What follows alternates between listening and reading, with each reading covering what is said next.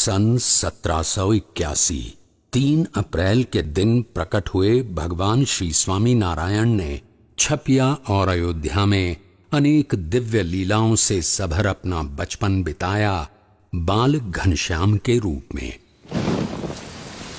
और सन 1792 29 जून की रात को उन्होंने एक ऐतिहासिक कार्य का प्रारंभ किया, नीलकंठ वर्णी के रूप में।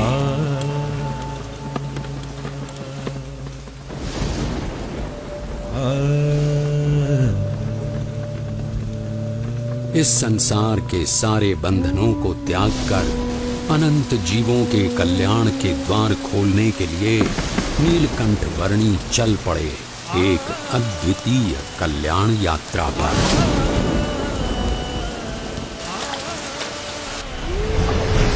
बाढ़ से उफनती हुई सरयू नदी की ओर नीलकंठ वर्णी की इस असाधारण यात्रा का प्रारंभ साधारण कैसे हो सकता था।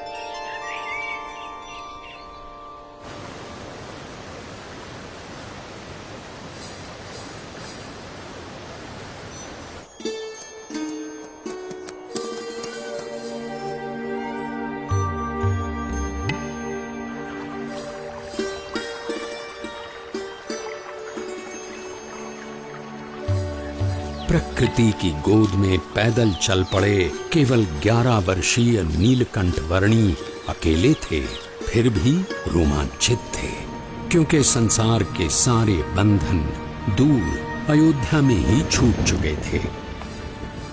जैसे जल की बूंदें जल में ही मिलकर रह जाती हैं, वैसे ही वे मुमुक्षुओं के बीच रहना चाहते थे। और अब तो उनके चरण भी मुक्त थे हर उस जगह तक जाने के लिए जहां वे जाना चाहते थे।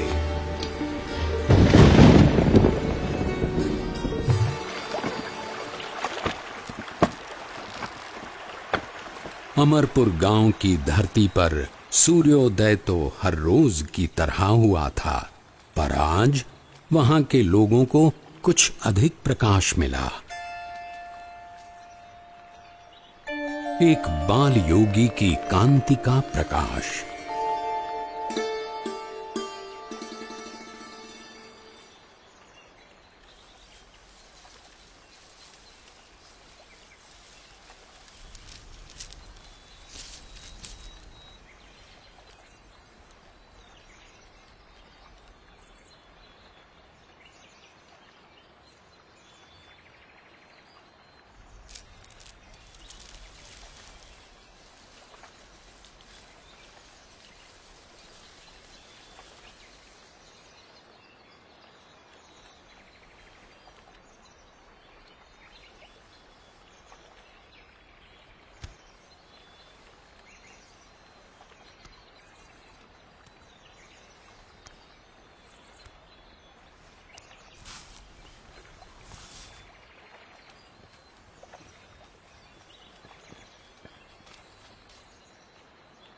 प्रसाद के लिए धन्यवाद।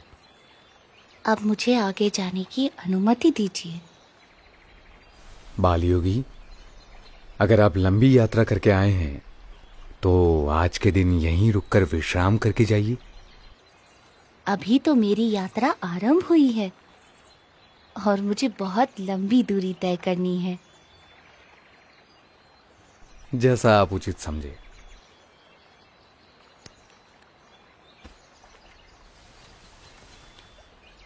ये लीजिए, शाम के लिए कुछ फल साथ ले जाइए। सुबह शाम की चिंता करनी होती तो संसार का त्याग ही क्यों करता। जो जीवन के अगले पल देंगे वे ही पल पल के लिए सब कुछ देंगे।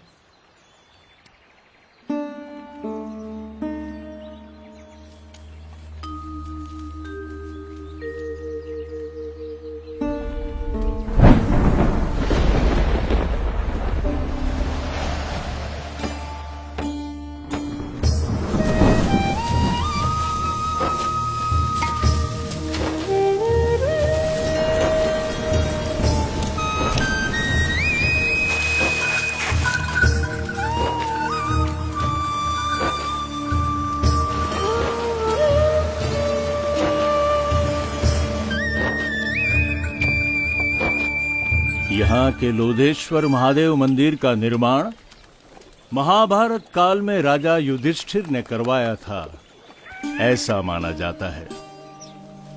महादेव जी का यहाँ सदैव निवास है।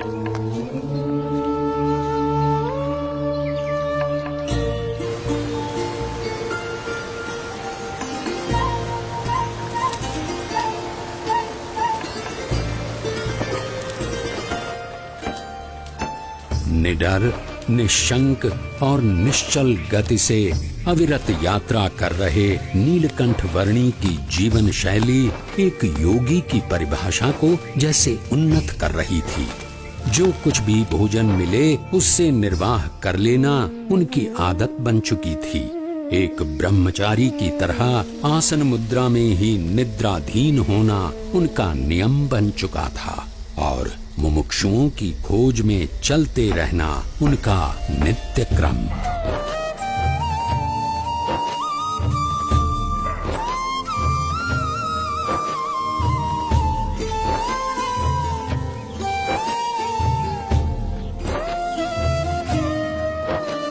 नैमिषारण्य की धरती पर जब नीलकंठ वर्णी का आगमन हुआ तब उनकी भेंट वहां वर्षों से योग साधना कर रहे मुनिगण से हुई।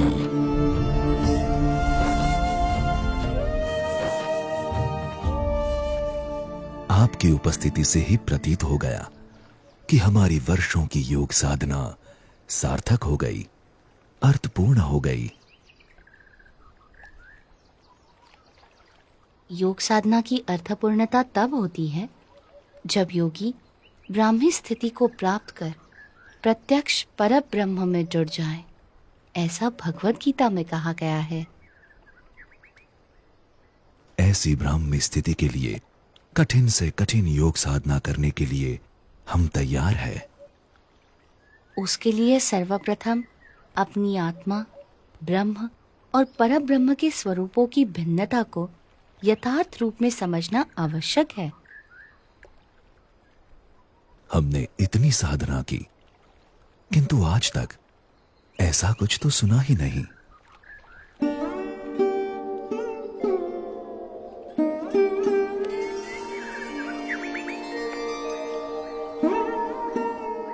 बाल योगी, आपके विचारों में कुछ नवीनता है। हमारी अभिलाषा है कि आप सदैव हमारे साथ यहीं रहें। वैसे भी इस नैमिषारण्य से अच्छा स्थान इस पृथ्वी पर कहीं नहीं है। ऋषिवर, जहां भी भगवान या उनके सच्चे ब्रह्म स्वरूप सत्पुरुष की निश्रा है, वैसा हर एक स्थान नैमिषारण्य तीर्थ के समान ही है। नैमिषारण्य से चल पड़े नीलकंठ वर्णी सहजापुर आ पहुंचे।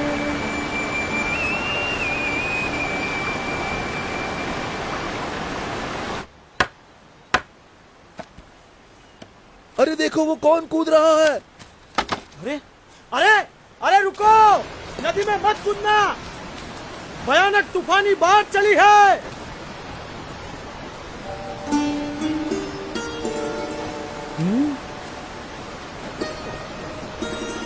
अरे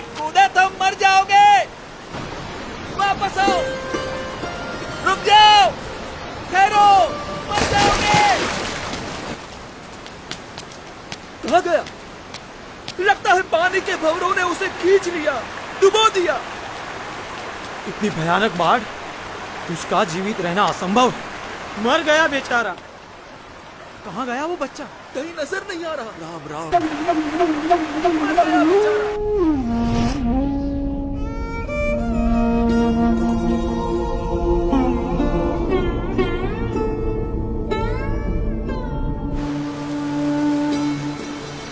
कहीं नजर नहीं आ रहा। पानी के भंवरों ने उसे खींच लिया।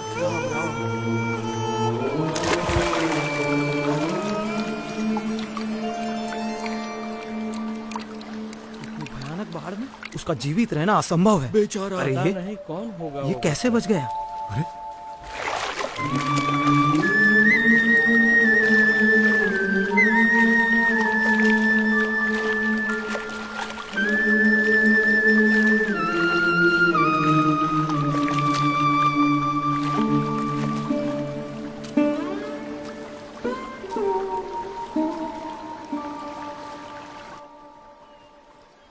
आप इतनी सहजता से इतनी तूफानी बाढ़ में कैसे कूद गए? आपको डर नहीं लगा? भीतर की शांति ऊपर के तूफानों को भी शांत कर देती है। ऊपर के तूफानों से डरोगे तो भीतर की शांति कैसे पाओगे?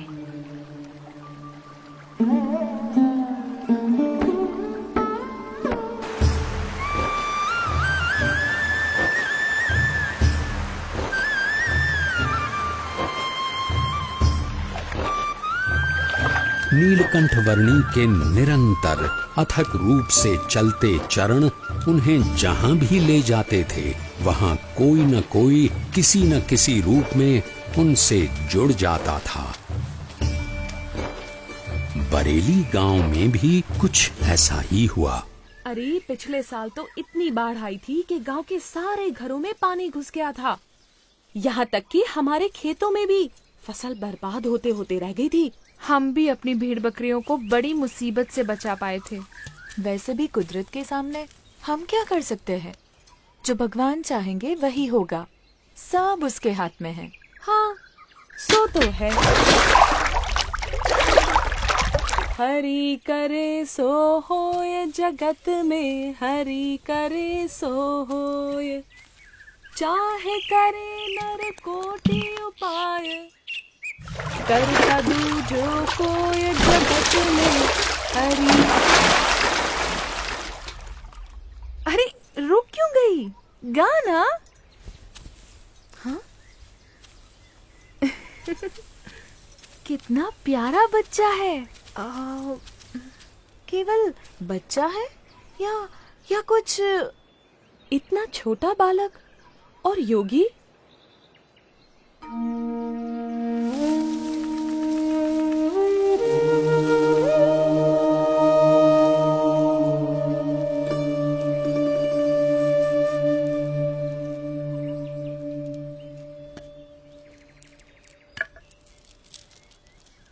बेटा, तुम कौन हो?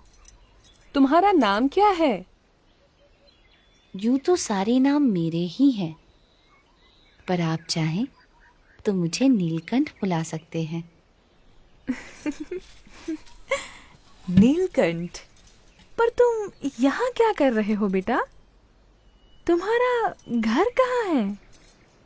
उस घर का तो मैं त्याग कर चुका हूँ। फिर भी मैं जहाँ भी हूँ घर में ही हूँ, क्योंकि मेरा घर तो सारा विश्व है। पर इतनी छोटी उम्र में तुमने अपनों को क्यों छोड़ा?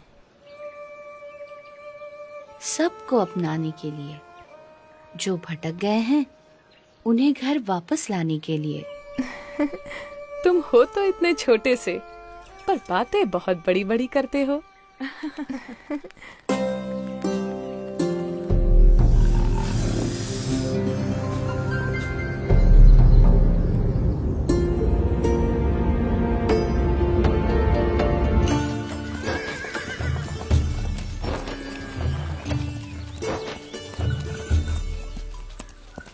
भैया, यहाँ आसपास में कोई जगह है जहाँ नारद जी ने तपश्चर्या की थी? हाँ, उस जगह का नाम ही नारद वन है। यहीं से उस तरफ का रास्ता पड़ता है। अरे वो बच्चा अकेला जा रहा है। किंतु तुम्हारा अकेले वहां जाना ठीक नहीं होगा, बड़ी भयानक जगह है। नीलकंठ वर्णी ऐसे भयानक वनों में भी सहज रूप से चले जाते थे जहां दिन में भी सूरज की किरणें प्रवेश नहीं कर सकती थीं।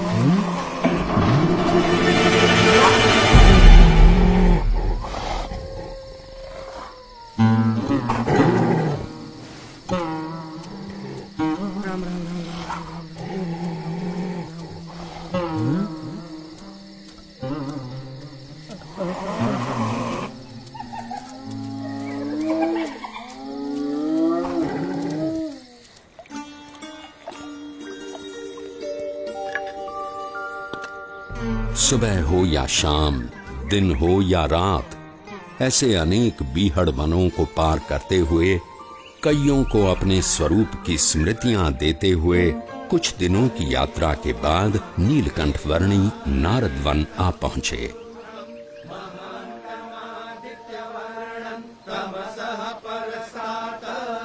तमेव विदित्वाति मृत्युमेति नान्यः पंथा विद्यते पुरुष एवेदगुम्।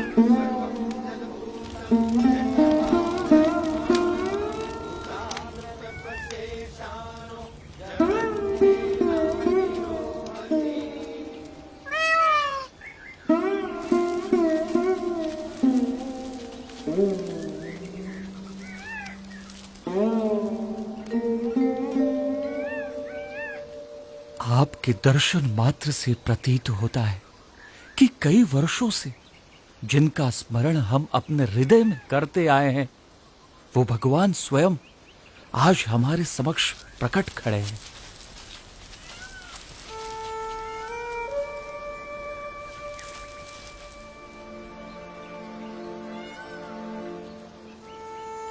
आप सबने परमात्मा की प्राप्ति का जो मार्ग चुना है, उसी में मनुष्य जीवन की सार्थकता है। ये मार्ग विकट है, पर हमें इस मार्ग पर चलते रहना है। चाहे कितनी भी समस्याएं आए, कितनी भी बाधाएं आए और मृत्यु भी क्यों न आ जाए,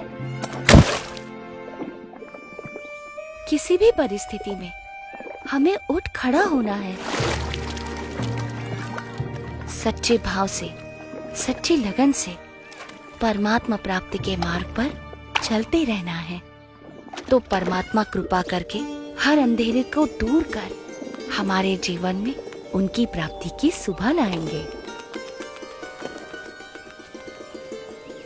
नीलकंठ वर्णी की कल्याण यात्रा में कई ऐसे लोग थे जिन्होंने उनकी सेवा का अवसर जाने न दिया। ये भी ग्रहण की, चाहे वो कोई सामान्य भाविक जन हो या फिर स्वयं गंगा जी भी क्यों न हो।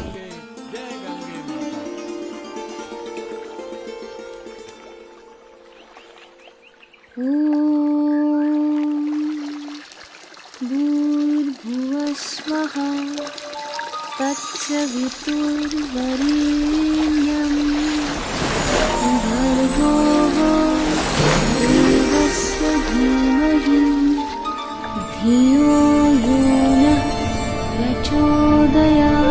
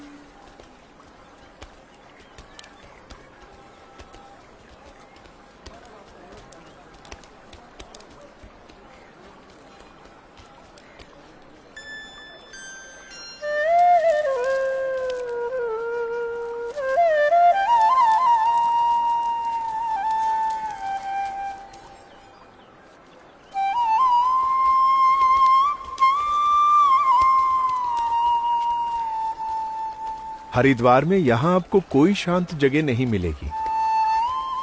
मेरे साथ आइए, मैं आपको ऐसी जगह ले चलता हूं जहां शांति हो, एकांत हो।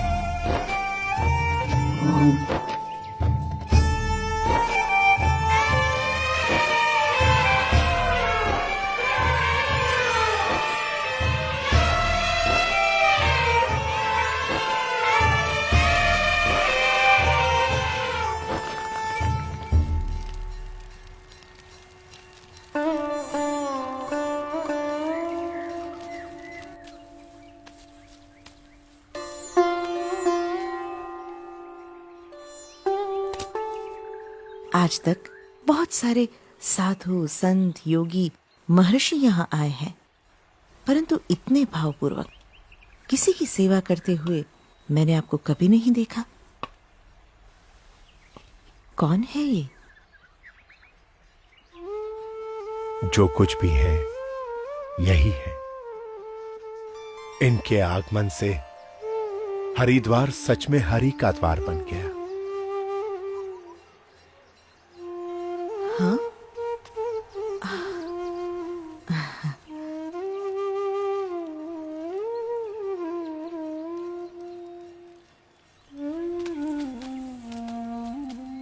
आपकी बड़ी कृपा कि आपने हमें दर्शन दिए।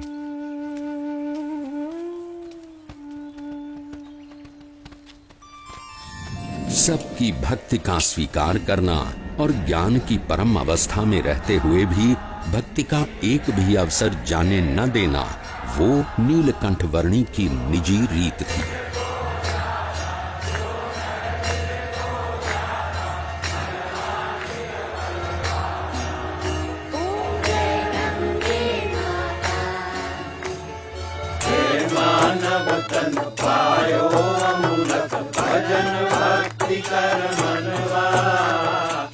जन्माष्टमी के दिनों में नीलकंठ वर्णी तपोवन आ पहुंचे।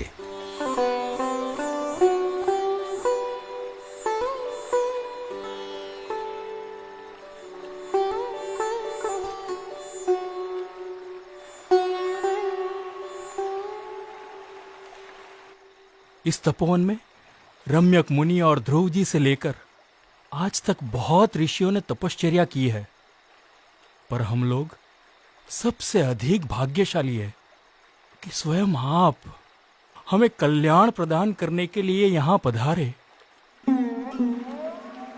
मैं मुमुक्षु से मिलने के लिए सदैव उत्सुक रहता हूँ। धन्यवाद प्रभु। यहाँ ऋषिकेश में भगवान श्री राम के भाई लक्ष्मण जी ने तपश्चर्या की थी, इसलिए यह मंदिर लक्ष्मण मंदिर के नाम से प्रचलित है। यहाँ उपवित परिवर्तन करने की विशेष महिमा है। मनुष्यों और परमात्मा के बीच का एक मार्ग प्रस्थापित करने के लिए कटिबद्ध और भवसागर में डूब रहे जीवों को उबारने के लिए संकल्पबद्ध नीलकंठ वर्णी ने गढ़वाल प्रदेश में अपनी कल्याण यात्रा को आगे बढ़ाया।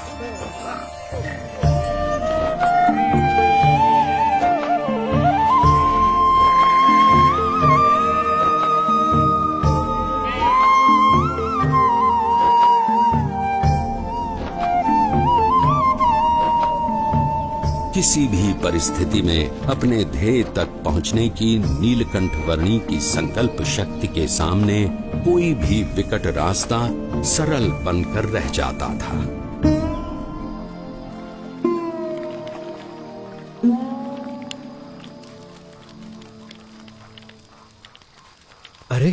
बच्चे को देखो, इतनी ठंड में इतने कम कपड़े, ये जिंदा कैसे रहता होगा?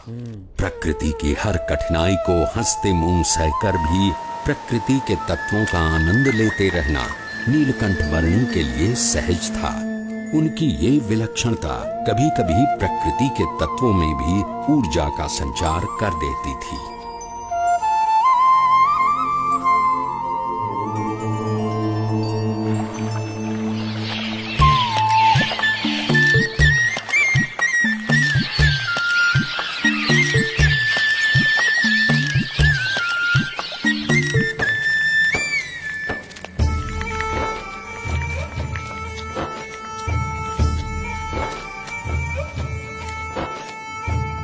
ये मनभंग पर्वत है और वो चित्तभंग पर्वत, और वहां दूर नदी के किनारे जो दिख रहा है वो है श्रीपुर गांव। उस रास्ते से हम ऊपर केदारनाथ जा सकते हैं।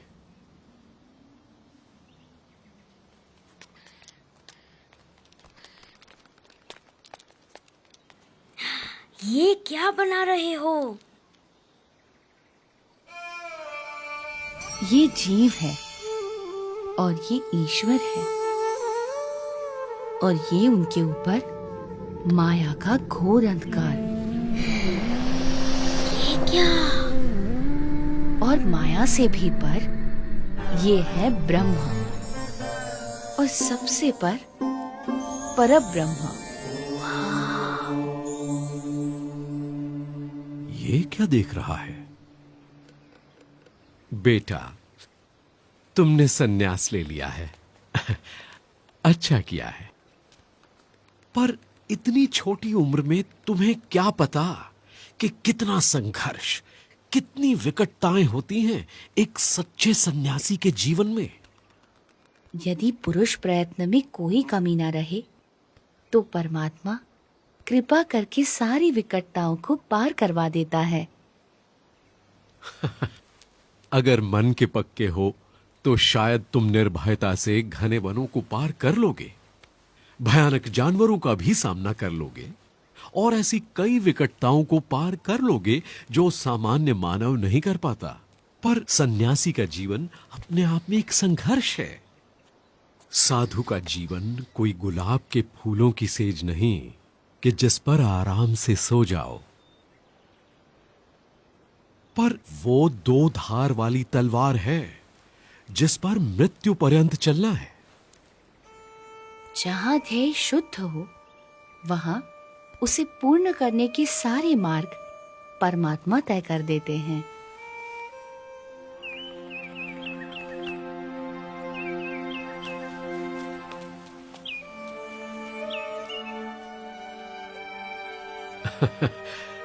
बच्चा है पर मन का पक्का है।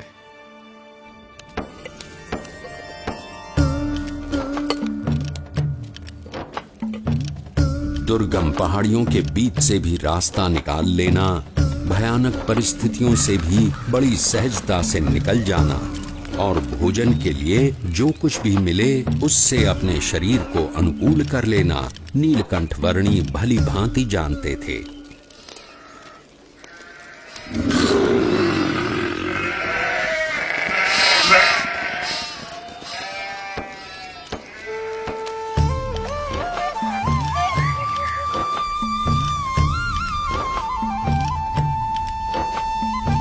अपनी कल्याण यात्रा के दौरान नीलकंठ वर्णी श्रीपुर आ पहुंचे। प्रणाम महंत जी। आशीर्वाद। स्वस्थ तो हो ना? हाँ। प्रणाम। शुभम भवतु। कल्याण। ईश्वर मंगल करे। बाल योगी है, सुबह से यहीं ठहरे हैं।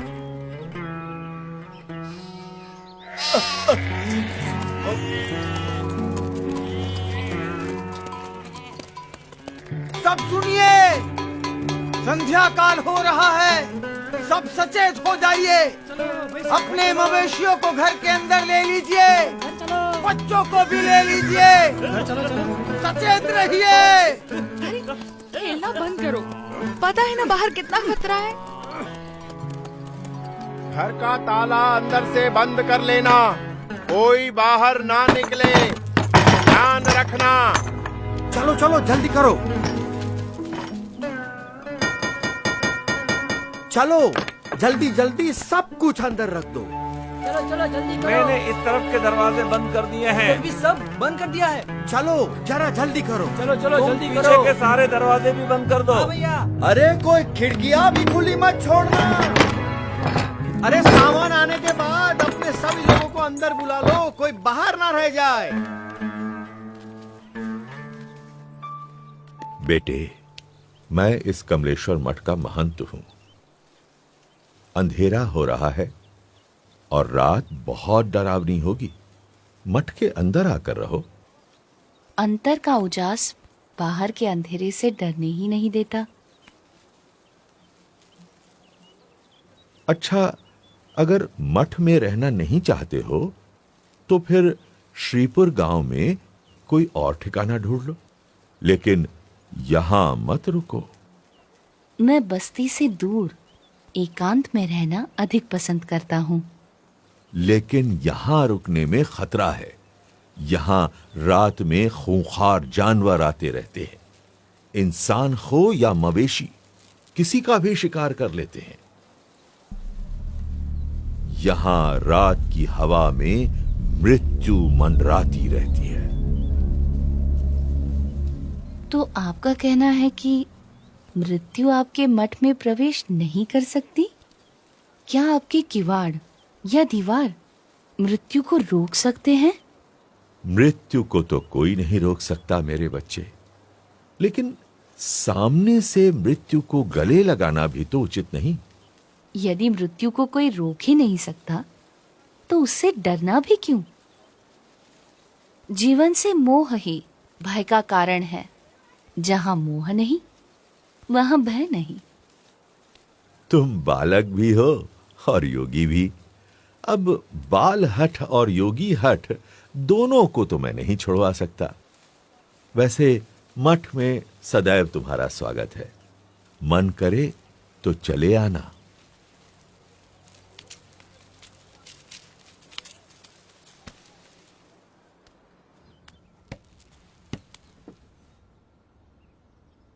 मुझे भय है, अगर कोई जंगली जानवर आ गया तो इसकी मौत निश्चित है।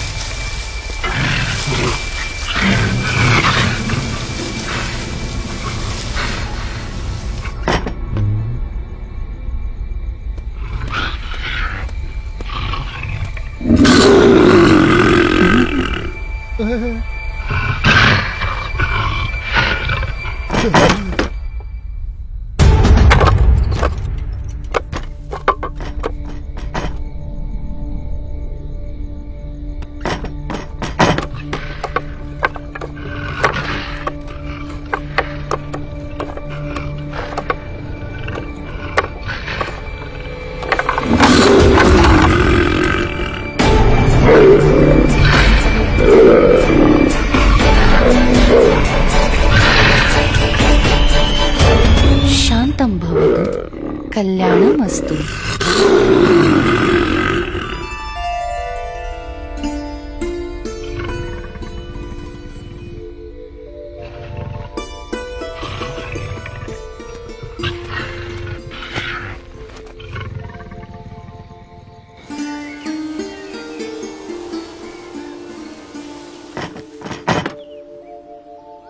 ये क्या?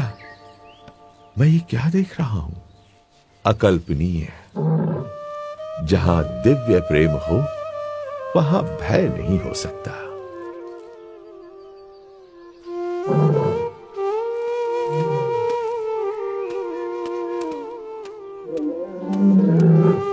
स्वामी, स्वामी रुक जाइए, रुक जाइए स्वामी।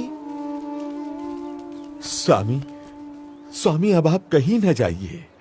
ये मेरा मठ, मेरी महंती, मैं स्वयं, सब कुछ आपका है स्वामी। कृपया स्वीकार कीजिए, स्वीकार कीजिए।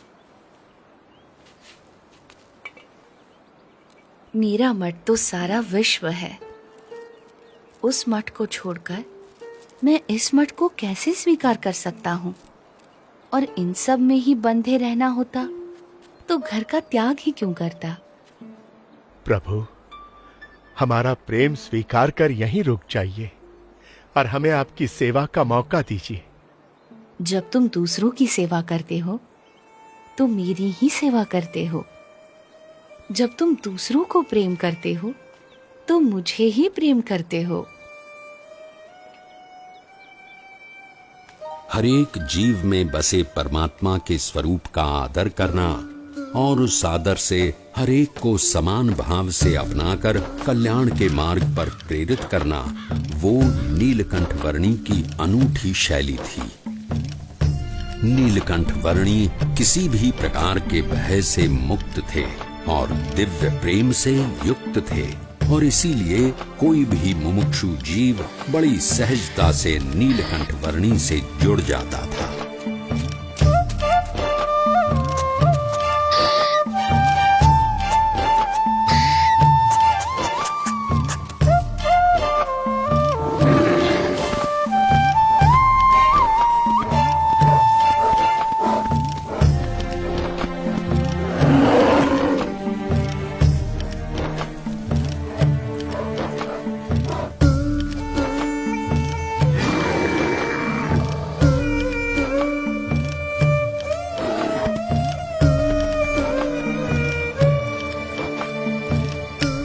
कल सुबह स्नान पूजा आदि करने के लिए अच्छी जगह कहाँ मिलेगी? इस तरफ चले जाओ।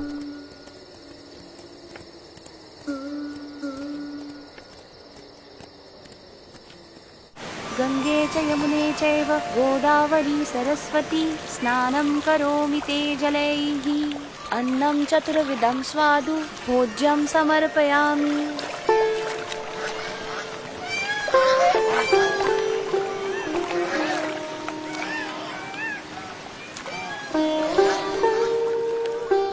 हमें जो मनुष्य जन्म मिला है वो बहुत दुर्लभ है और इसीलिए उसका उपयोग भी कल्याण के लिए होना चाहिए। संसार सिंधु करन को नैया भक्ति हरि की कर ले भैया। संसार सिंधु करन को नैया भक्ति हरि की कर ले भैया। अंत समय हरि मुक्ति दिलावै बिनु हरि के कछु काम न आवे। अंत समय हरि मुक्ति दिलावै बिनु हरि के कछु काम न आवे। अंत समय हरि मुक्ति दिलावै बिनु हरि के कछु काम।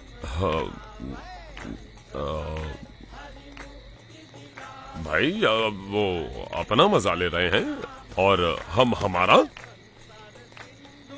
उस नशे के सामने ये नशा तो कुछ भी नहीं है। पर इसमें बुरा भी क्या है, मजा आता है। इस व्यसन से अधोगति है और उस व्यसन से उन्नति। पसंद भी आपकी है और निर्णय भी।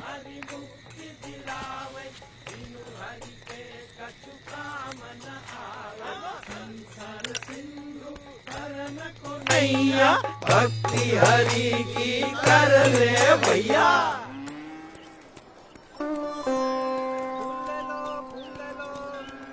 आओ भगवान को चढ़ाने फूल ले लो। आप यहाँ पहली बार आए हैं? हाँ। तो मेरे साथ चलिए, मैं आपको गुप्त काशी के मंदिरों के दर्शन करवाता हूँ।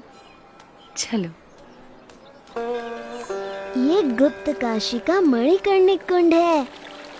यहाँ एक गौमुख से गंगा जी का पानी आता है और दूसरे गौमुख से यमुना जी का। अच्छा, गंगा यमुना का संगम है यहाँ।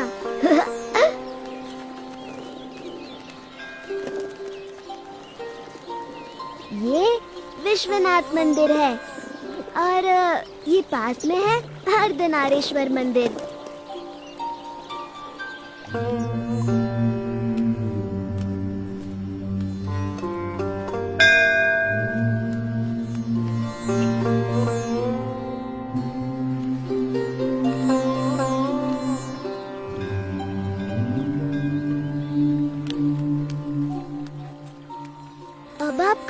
जाओगे? गुप्त प्रयाग और त्रियुगी नारायण से होते हुए गौरी कुंड और वहां से केदारनाथ। इतना दूर?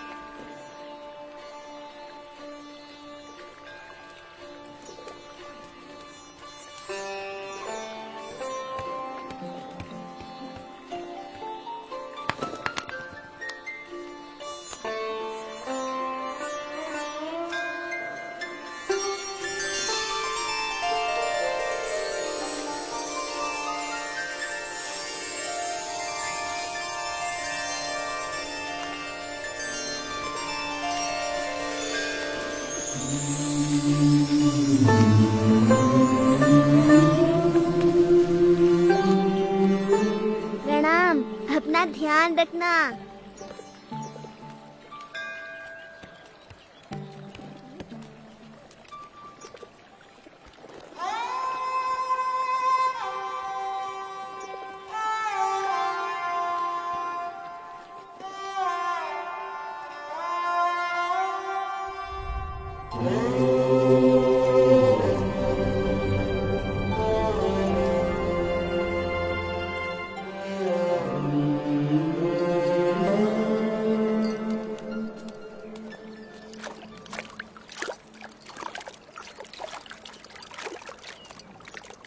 आहा, ये गौरी कुंड भी ऊपर वाले का चमत्कार है। चारों तरफ केदारनाथ की ठंड और उसके बीच में इस गौरी कुंड का गरम गर्मीला पानी। आहा, बस जी भर के नहाओ, ठंड की कोई फिक्र नहीं। सही कहते हो तुम।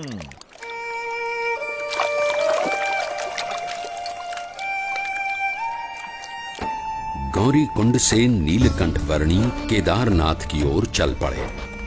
कोई भी ऐसा संजोग नहीं था जो इस 11 वर्षीय बालक की कल्याण यात्रा में बाधा डाल सके, चाहे वो शरीर की थकान हो या विकट से विकट रास्ता।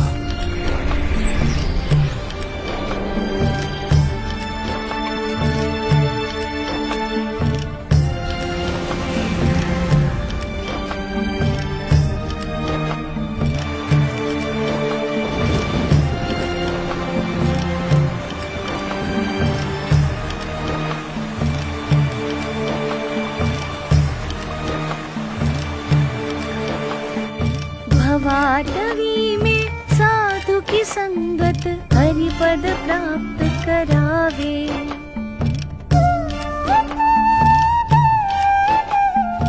हो साक्षात केदारनाथ। जय बाबा, जय केदार।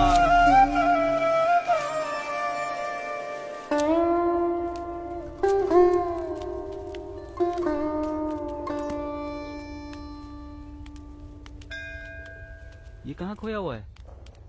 अरे किस दुनिया में हो भाई? साक्षात नारायण की दुनिया में। हाँ? क्या? कहाँ? मुझे इन वर्णी में साक्षात नारायण भगवान के दर्शन हो रहे हैं। तुम भी दर्शन कर लो। साक्षात भगवान नारायण। हाँ, ओह प्रभु, साक्षात नारायण। धन्यवाद, धन्यवाद। प्रणाम प्रभु। प्रभु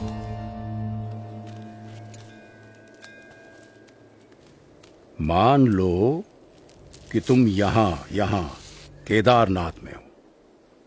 ये रहा केदारनाथ और तुम्हें जाना है यहां बद्रीनाथ में। हाँ, ये रहा बद्रीनाथ। अब सवाल ये है कि भाई जाओगे कैसे?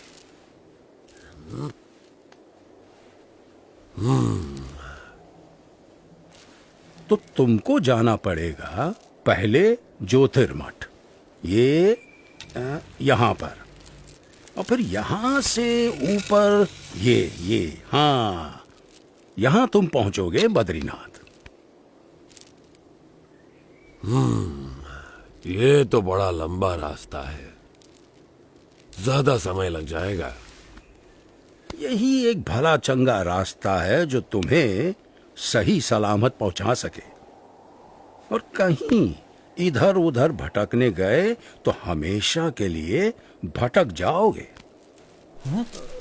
किसी जंगली जानवर का शिकार हो जाओगे या भटकते भटकते ही मौत के मुंह में जा गिरोगे। हाँ, फिर तो हम इसी रास्ते से जाएंगे। हाँ भाई, क्या कहना है तुम्हारा? हाँ भाई, जान बचेगी तो ही तो बद्रीनाथ पहुंचेंगे। हाँ?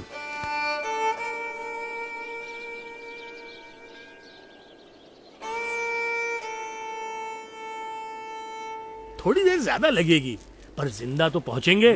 हाँ, सही समझे। हाँ भाई, सुरक्षित रास्ते से ही चलेंगे।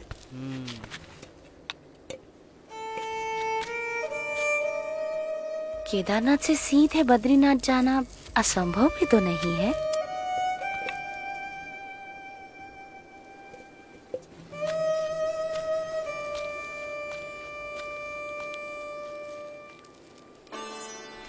केदारनाथ से सीधे बद्रीनाथ, एक ऐसा मार्ग जिससे गुजरने के बारे में कोई सामान्य मानवी तो सोच भी नहीं सकता था, जहां मानो मनुष्य जीवन का अस्तित्व ही नहीं था।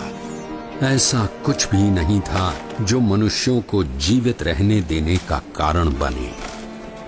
अगर कुछ था तो बस कदम कदम पर खतरा।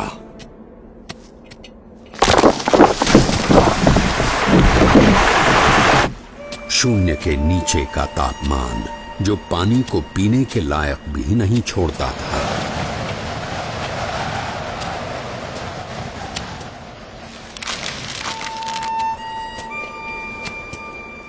मीलों तक फैली हुई बर्फ जैसे विपत्तियों का महासागर और हर क्षण मृत्यु का आह्वान।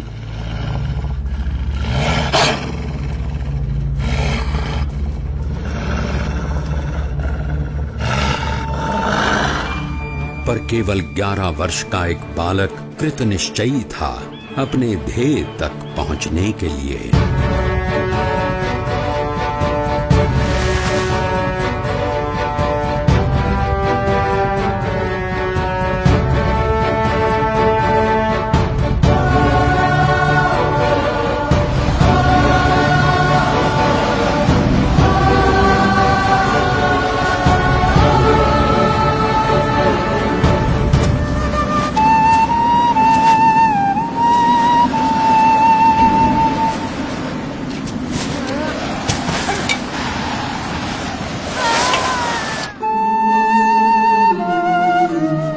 परमात्मनि यो रक्तो विरक्तो अपरमात्मनि।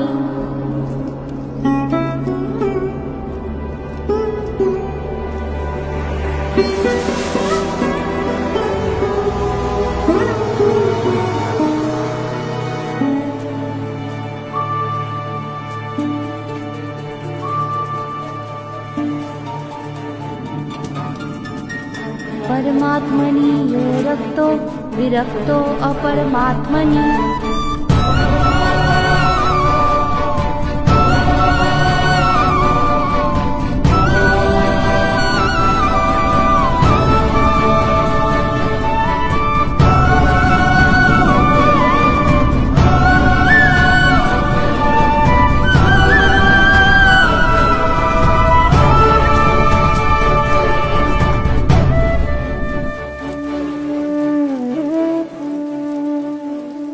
इस ठंड में हम लोग यहाँ कंबल ओढ़कर भी ठीक से सो नहीं पा रहे हैं।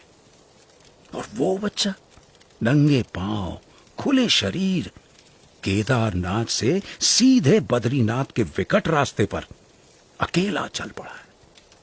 क्या हुआ होगा उसका?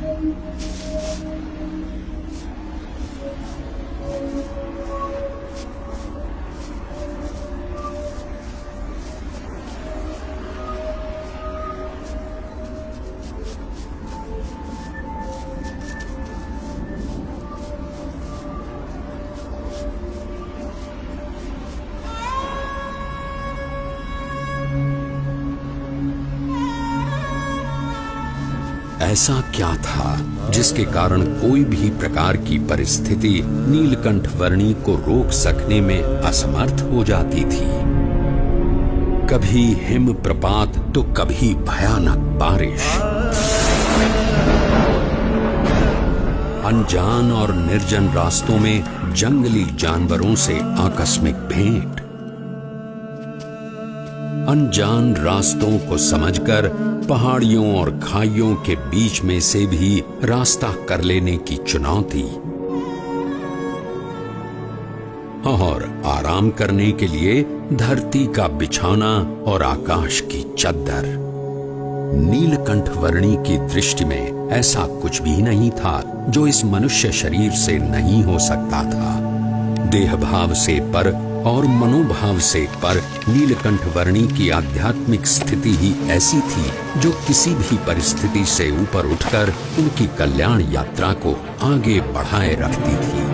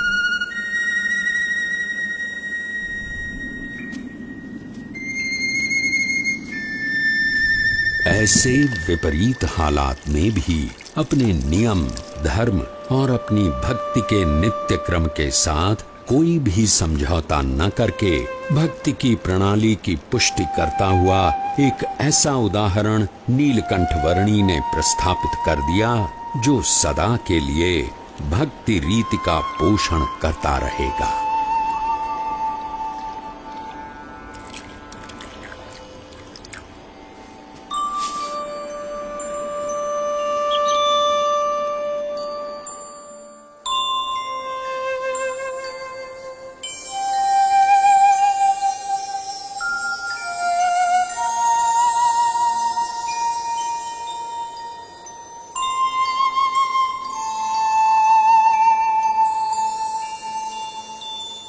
आज के समय में भी कई लोग साथ मिलकर बहुत सारी सुविधाओं के साथ जिसे पार करने के लिए हिचकिचाते हैं, वैसा केदारनाथ से सीधे बद्रीनाथ जाने का लगभग 75 किलोमीटर का मार्ग नीलकंठ वर्णी ने नंगे पांव, खुले शरीर, अकेले केवल 9 दिनों में पार कर लिया।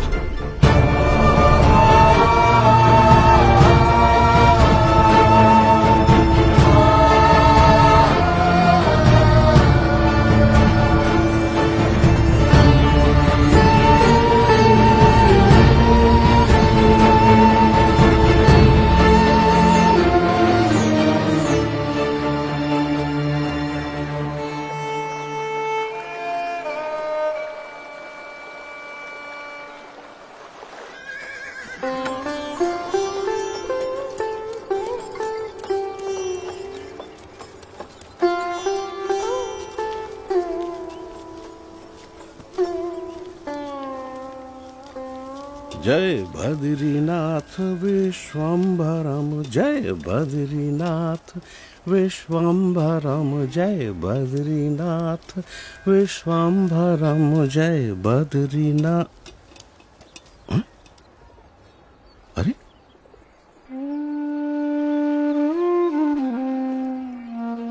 इस चरण छाप में ऊर्ध्व रेखा के साथ सारे 16 चरण चिन्ह।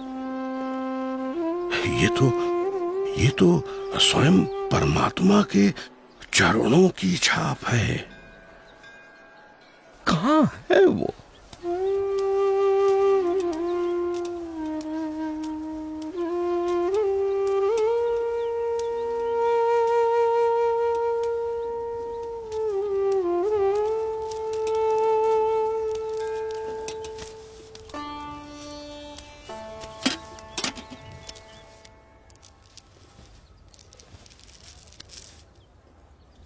प्रणाम।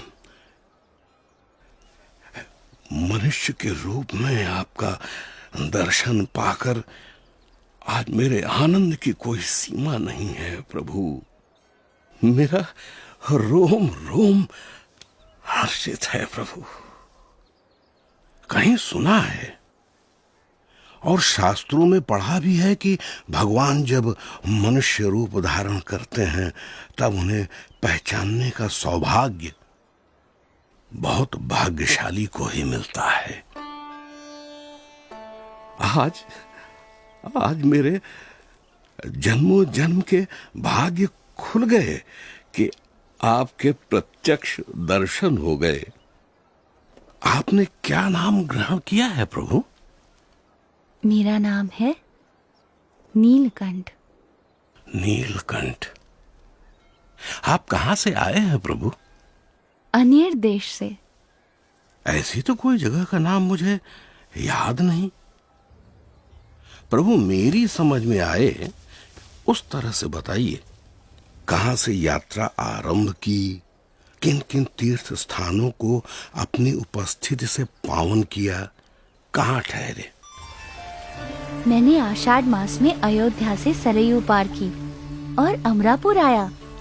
हिंडोला के दिन नारद वन में बिताए और पवित्र एकादशी हरिद्वार में की। तपोवन में जन्माष्टमी का उत्सव मनाया। लक्ष्मण झूला के पास लक्ष्मण मंदिर में उपवीत परिवर्तन किया। गणेश चतुर्थी श्रीनगर में, ऋषि पंचमी उद्धव वन में और जल झिलनी एकादशी एवं वामन द्वादशी गुप्त काशी में की। त्रियुगी नारायण में पूर्णिमा करके श्राद्ध पक्ष मैंने गुप्त प्रयाग और केदारनाथ में बिताया और नवरात्रि के आरंभ में केदारनाथ से चलकर पहाड़ों को पार करके आज नवरात्रि के 9वें दिन यहाँ बद्रीनाथ आया हूँ। और आपका भाव है, इसीलिए दीपोत्सव और अन्नकूट उत्सव यही आपके साथ मनाऊंगा। अवश्य प्रभु।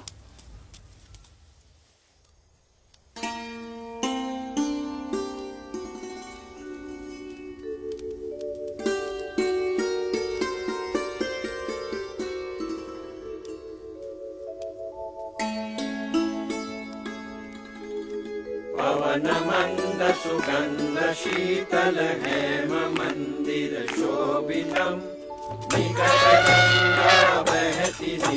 बोलो बद्री विशारद की जय। शीत ऋतु में ठंड से बचकर रहने के लिए बद्रीनाथ के लोग भगवान की मूर्ति समेत ज्योतिर्मठ आकर बसते थे। नीलकंठ वर्णी भी उनके साथ ज्योतिर्मठ आए। अहम ब्रह्मास्मि अहम ब्रह्मास्मि अयम आत्मा ब्रह्म एव अयम आत्मा ब्रह्म एव। ये सब उपनिषद के मंत्रों का अच्छा पाठ कर रहे हैं। प्रभु, ये तो हम सब का नित्य क्रम है। इन मंत्रों के रटन से ये सब अपनी आत्मा का ब्रह्म के रूप से अनुसंधान कर रहे हैं। ऐसा उत्तम ध्येय रखते हैं। उसका अर्थ है कि ब्रह्म, आत्मा एवं परमात्मा के स्वरूपों की भिन्नता को वे यथार्थ रूप से समझते हैं। हमने तो ऐसा ही रटन सीखा है। अहम ब्रह्मास्मि अहम ब्रह्मास्मि।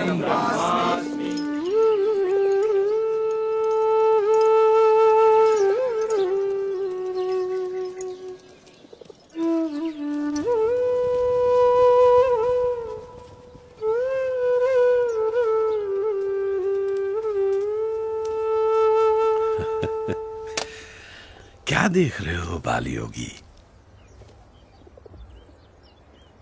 मुझे मानसरोवर जाना है। क्या आप रास्ता दिखा सकते हैं? अभी से रास्ता पूछ के आप क्या करोगे? अरे जब ठंड की ऋतु समाप्त हो जाएगी तब बहुत सारे लोग वहां जाएंगे, उनके साथ चले जाना। हाँ? मुझे तो अभी जाना है। है? इस ठंड में? हाँ। मानसरोवर? अरे प्रभु, ऊपर की ठंड तो आग की तरह जलाती है। वहां शरीर का लहू पानी बन जाता है और पानी जमकर पत्थर, और कदाचित उससे बच भी गए तो बर्फ आपको जिंदा गाड़ देगी प्रभु। अरे प्रभु, इस ऋतु में मानसरोवर की ओर जाने के विचार मात्र से भी सब डरते हैं।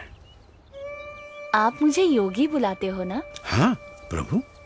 योगी को ना तो प्राणों का भय होता है, ना असफलता का, ना कल का, ना किसी फल का, ना यश का, ना अपयश का।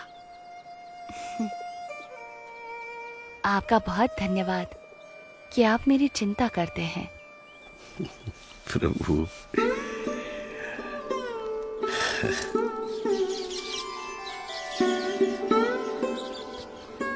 ऊपर की ठंड से बचने के लिए कंबल पर्याप्त तो नहीं है, फिर भी स्वीकार कीजिए।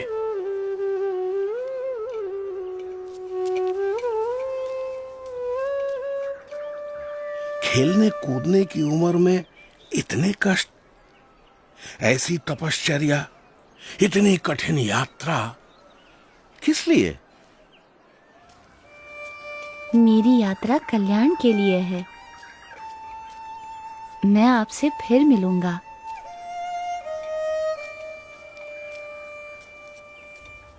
आपके दर्शन की प्रतीक्षा रहेगी प्रभु।